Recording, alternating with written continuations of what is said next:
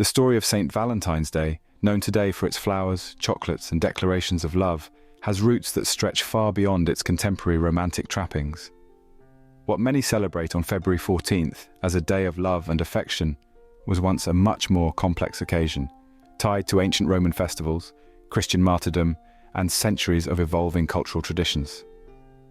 In this detailed account, we will explore the origins of St. Valentine's Day, uncovering where and when this tradition started. We will delve into the story of St. Valentine, a Roman priest whose life and execution played a crucial role in the creation of this holiday. Additionally, we'll examine the modern traditions associated with Valentine's Day, such as giving chocolates, cards, and the emergence of other variations like Japan's White Day.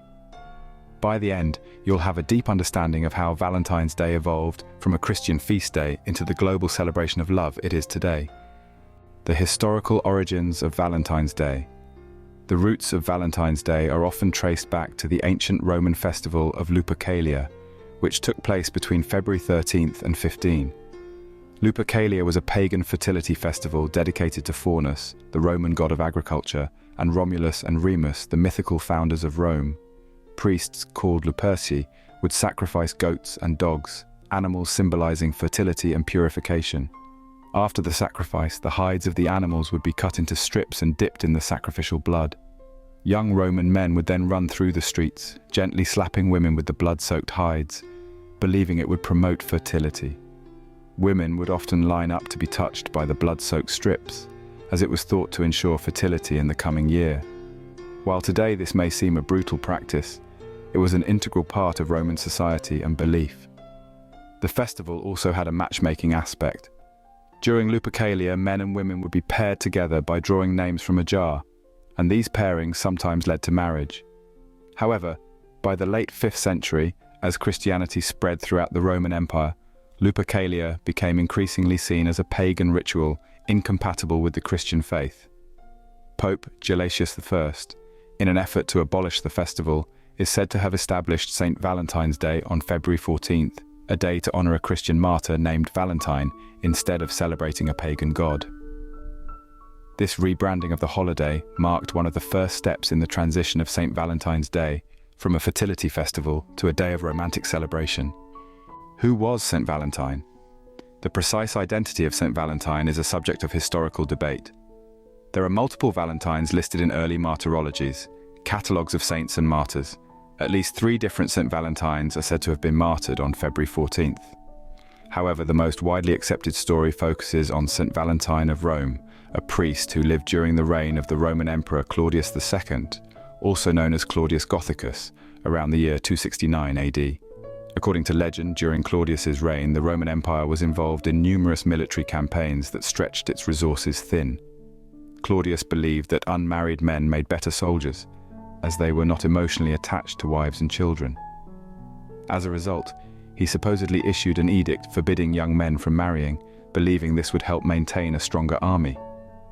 Valentine, a priest in Rome, defied this order and continued to marry couples in secret.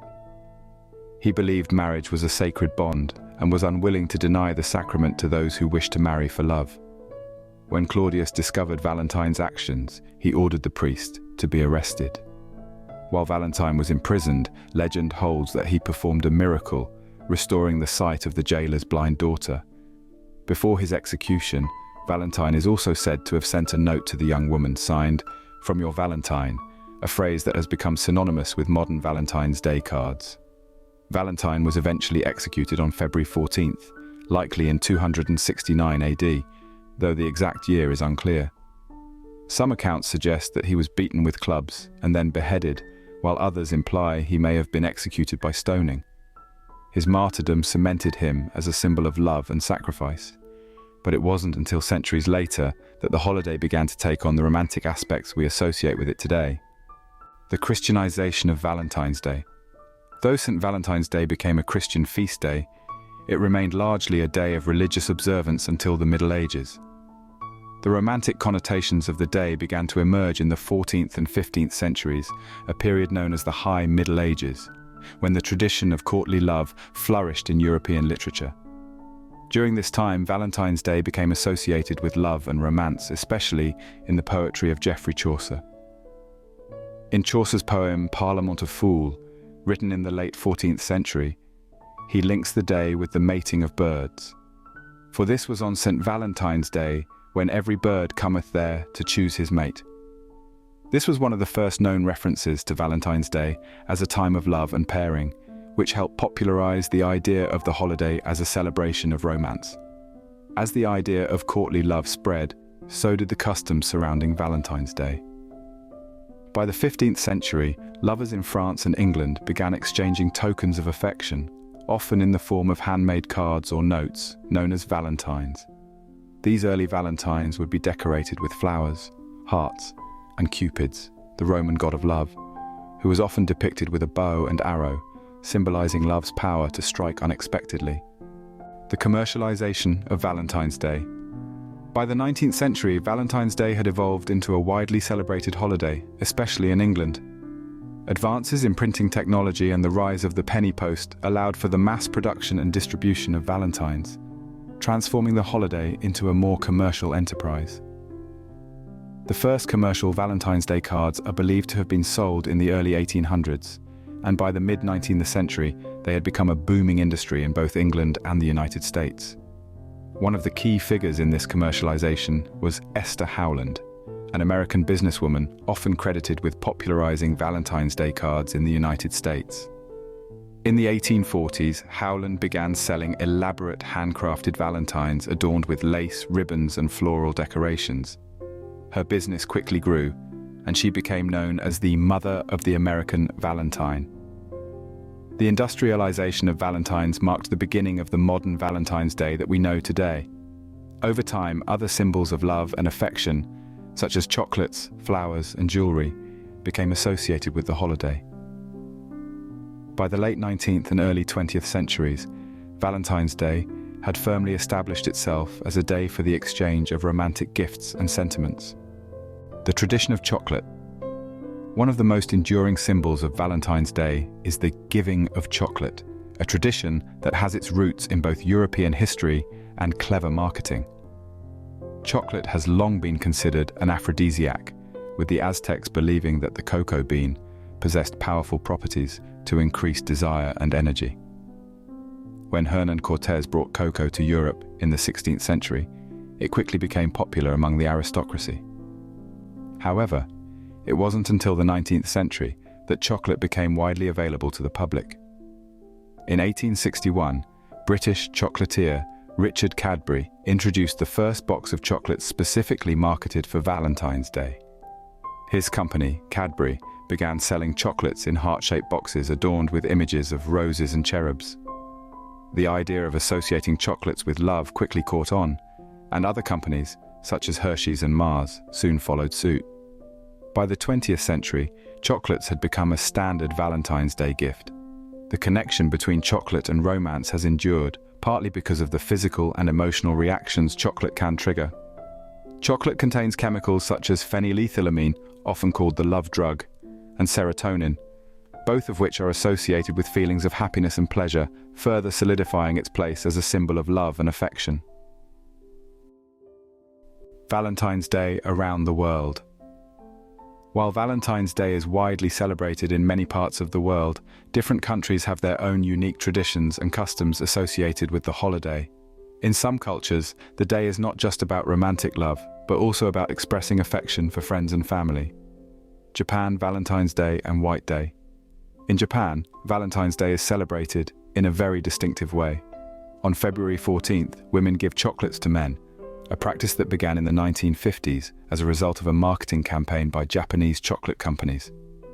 There are two types of chocolates: giri choco, obligation chocolate, which is given to male colleagues, friends, or acquaintances, and honmei choco, true feeling chocolate, which is reserved for romantic partners or those whom the giver is genuinely interested in. A month later, on March 14th, Japan celebrates White Day, a holiday that originated in 1978 as a response to Valentine's Day. On this day, men who receive chocolates on February 14th are expected to return the favor by giving gifts, often white chocolates, marshmallows, or other white-colored sweets, as well as more expensive items like jewelry or accessories. The gifts given on White Day are expected to be of greater value than those received on Valentine's Day, a practice referred to as sanbai gaishi, or triple return, symbolizing the notion that men should reciprocate the women's gesture with extra generosity.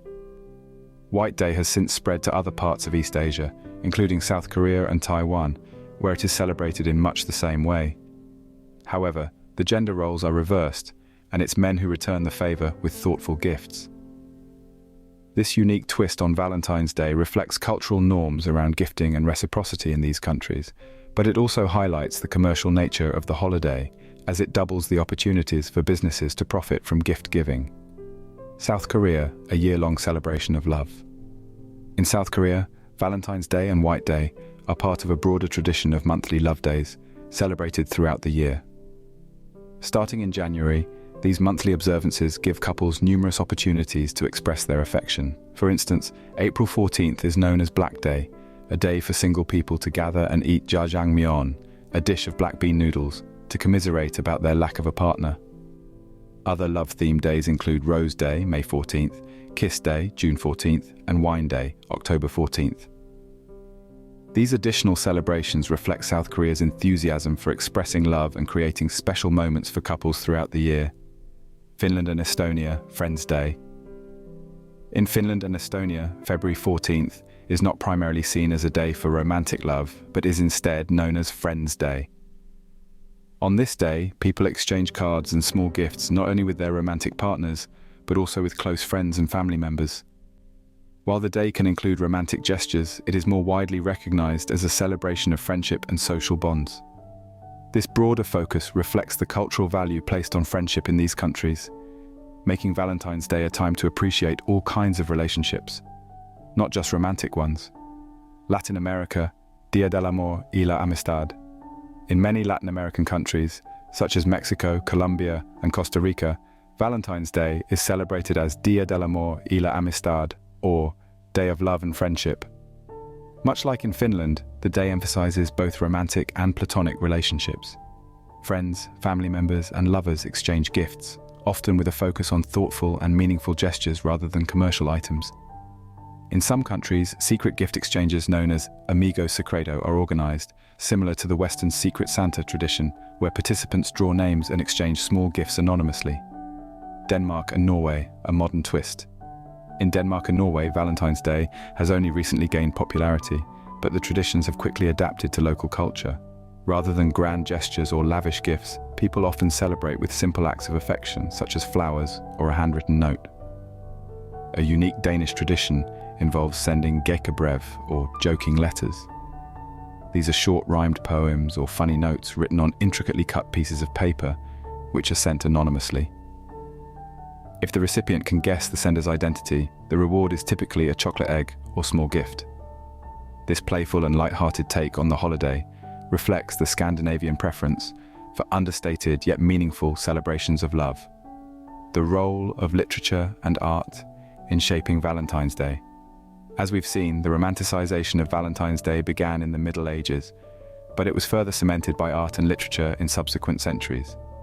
The notion of Valentine's Day as a celebration of love was reinforced by the works of William Shakespeare, Edmund Spenser, and other prominent writers. Shakespeare's plays, such as Romeo and Juliet, became emblematic of romantic love, influencing the themes associated with Valentine's Day for generations to come. In addition to literature, the visual arts also played a crucial role. In the Victorian era, the use of Cupid as a symbol of Valentine's Day became increasingly widespread. Cupid, drawn from Roman mythology, is often depicted as a winged child carrying a bow and arrows, which he uses to strike people's hearts and cause them to fall in love. This image has become synonymous with Valentine's Day, particularly in the design of cards and decorations. The development of printing technology in the 19th century allowed for mass production of Valentine's Day cards, further popularizing the holiday. These cards often featured elaborate designs with hearts, doves, and floral patterns, which remain iconic symbols of love and affection today. The influence of modern marketing. Valentine's Day, as we know it today, has been significantly shaped by the forces of modern marketing. In the early 20th century, companies began to seize on the holiday's commercial potential.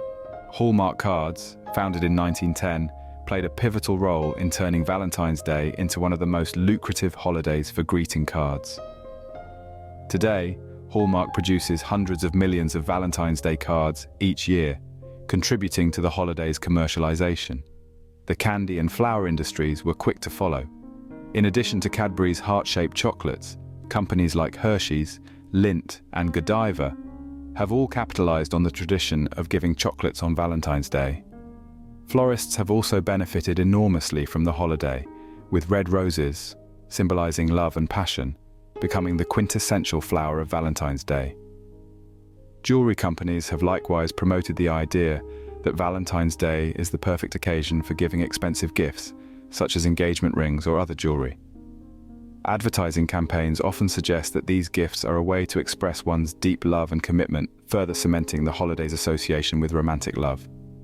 The media has also played a significant role in shaping how Valentine's Day is perceived.